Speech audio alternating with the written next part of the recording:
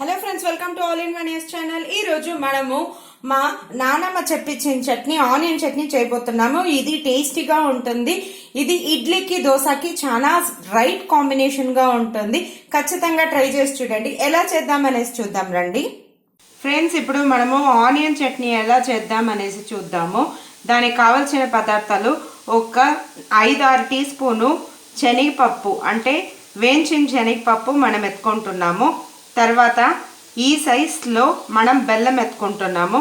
ఇదే సైజులో, అంటే ఒక చిన్న చింతపండు సైజు, నెల్లికాయ సైజులో మనము చింతపండు ఇక్కడ నానేసి పెట్టుకున్నాము. దీంట్లో పుల్లలు అవి డస్ట్ ఏమీ లేకుండా క్లీన్ చేసి ఎత్తుకోవాలి.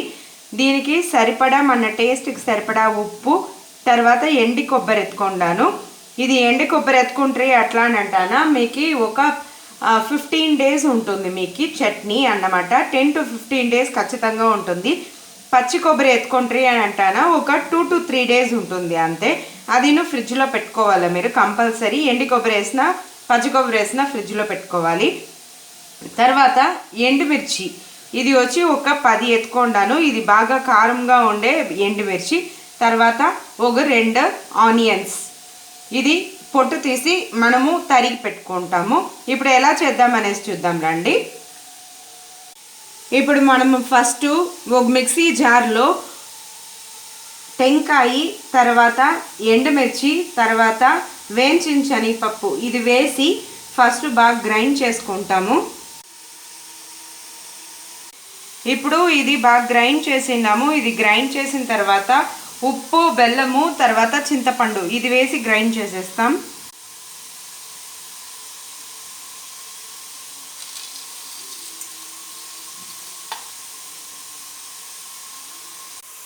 ఇప్పుడు మనం దీన్ని గ్రైండ్ చేసినాము. దీంట్లో కొద్దిగా నీళ్లు వేసుకుంటాము.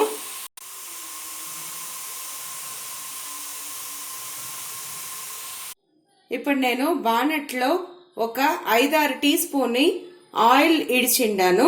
దీంట్లో కొద్దిగా ఆవాలు వేసి అది చిట్లినింకా మనం స్టవ్ ఆఫ్ చేసేస్తాము. ఇప్పుడు ఈ వేడి నూనెలోనే మనం రుబ్బిన్నాం కదా చట్నీ, అది ఇందులో వేసేస్తాం.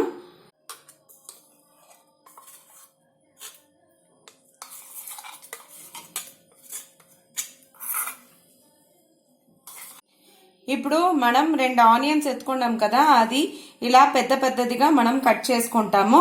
మిక్సీ జార్లో మనము ఉండిన చట్నీ వచ్చి కడాయిలో వేసేస్తాం కదా బానట్లో, దీంట్లోనే ఈ ఆనియన్ వేసి ఒక 2 విప్పర్కి మనము గ్రైండ్ చేసుకుంటాం.